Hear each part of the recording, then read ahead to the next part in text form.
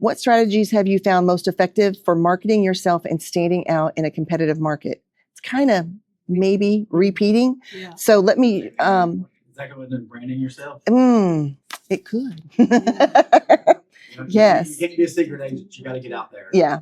And also think, I'm sorry, No, go ahead. Kind of what Gigi was saying before about posting on Facebook. Perception is reality. Put your post out there. Hey, I had a closing today, or I got this under contract. This just sold. It's what people read and they believe. Yeah. So And you'll learn that just because you don't get likes does not mean they didn't see you. that's right. No, that's I true. learned that. Yes, because those undercovers, they're good.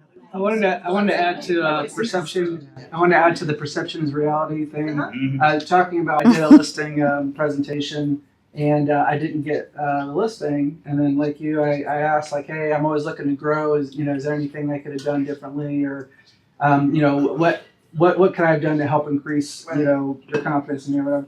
And they said that they went with the other agent just because they'd sold more homes in the neighborhood. And I think I'd sold like 2 or 3 homes in that particular neighborhood. So later it got listed. I saw who listed it, and I pulled up the stats, and that person hadn't sold a single home in that neighborhood. And yeah, and so perception is reality. And so, to this day, I never called them out, but I wonder, like, hey, were they sending postcards, and the perception was, wow, they're really busy in this neighborhood or whatever. But yeah, perception is reality, and while I would recommend a lie, but we could tell the truth attractively, and but the truth attractively. Okay. So I know this story with Dan, and so Dan, I don't even know if you know this, but Dan and I were in. No. You know me, I'm going to say I sold crap in here, but I can help you. I'm attractively helping you. So Dan and I were in GRI class, and he was telling me something about stats. And anybody in this room that I've taught this to, you better come thank Dan later. He goes, oh, yeah, you can look people's stats up. And I was like, no, I almost said no shit. No shit. I'm going to say it anyway. And he goes, yeah, let me show you. And he pulls up all these stats, and I was like, you are a genius. You are such a genius. And so I started doing that. And I started looking up, like, who might be the agent that's saturated in this listing I'm going to. And I looked up their stats.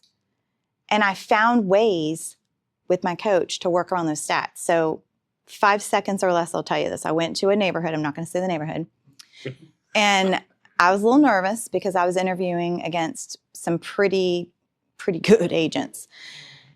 And I remember thinking, oh, Lord, this ain't going to work. I'm going to just prepare for feedback. And then something came over me when I sat down, and I looked this couple in the eye, and I said, you know what? You're going to get agents that have sold millions of dollars of homes. You're going to get agents that have a long list of active listings right here. I guess my question to you is, do you want someone to sell your house or sell everyone else's house? And I walked out of there like, oh my gosh, I can't believe you just said that. And the next day they called me and said, you're in, they're out. And that agent called me and said, what did you do? And I said, I'm not going to tell you. And I'm just kidding. I said, I just talked about how I don't have a long list of actives. And to this day, her and I are friends. We've done transactions together. And she's like, I stopped saying that because that's just not a good idea to look so busy.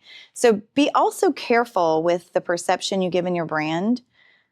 Don't constantly be showing that you're busy, because your people might think, oh no, they're too busy for me. So be careful with how we do it.